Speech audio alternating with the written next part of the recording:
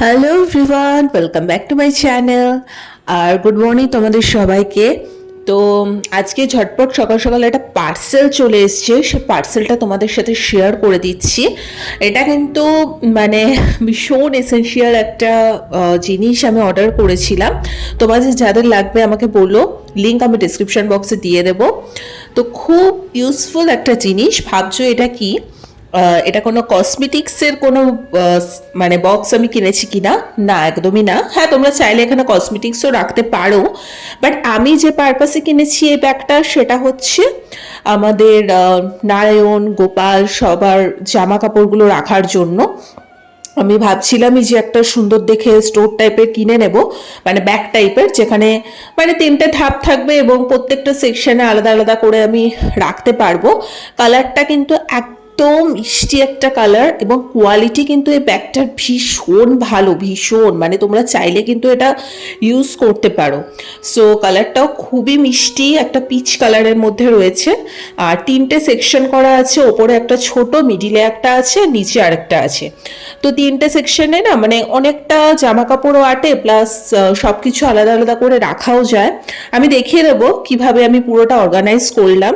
তো খুব এসেনশিয়াল এই জিনিসগুলো। তোমরা চাইলে এখানে কসমেটিক্সও রাখতে পারো, বাট আমি কসমেটিক্স পারপাসে এটা কিনিনি। আমি মেনলি গোপাল সোনা এবং নারায়ণের জামা কাপড় রাখার জন্য এটা কিনেছি। সো একদম নিচের যে বড় সড়ো স্টোরটা, সেখানে আমি সমস্ত শীতের জামা কাপড়, লেপ কম্বল, তারপর কিছু বালিশ, ছোট ছোট টুপি, সোয়েটার, সমস্ত শীতের জিনিসগুলো রেখেছি।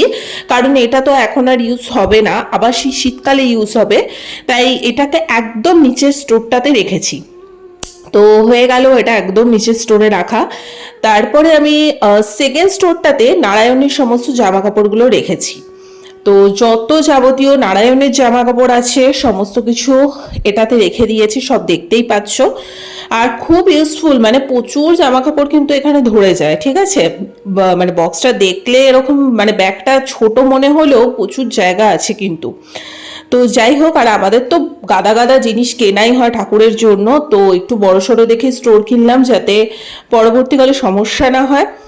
তো সেকেন্ড ধাপটাও হয়ে গেল। এবার একদম ওপরে যেই ধাপটা রয়েছে, এটাতে আমি ছোট্ট গোপাল সোনার সমস্ত রেগুলার ওয়্যার যা যা পরে সমস্ত জামা কাপড়গুলো রেখে দিয়েছি, ছোট ছোট টুপিগুলো সাজিয়ে রেখেছি।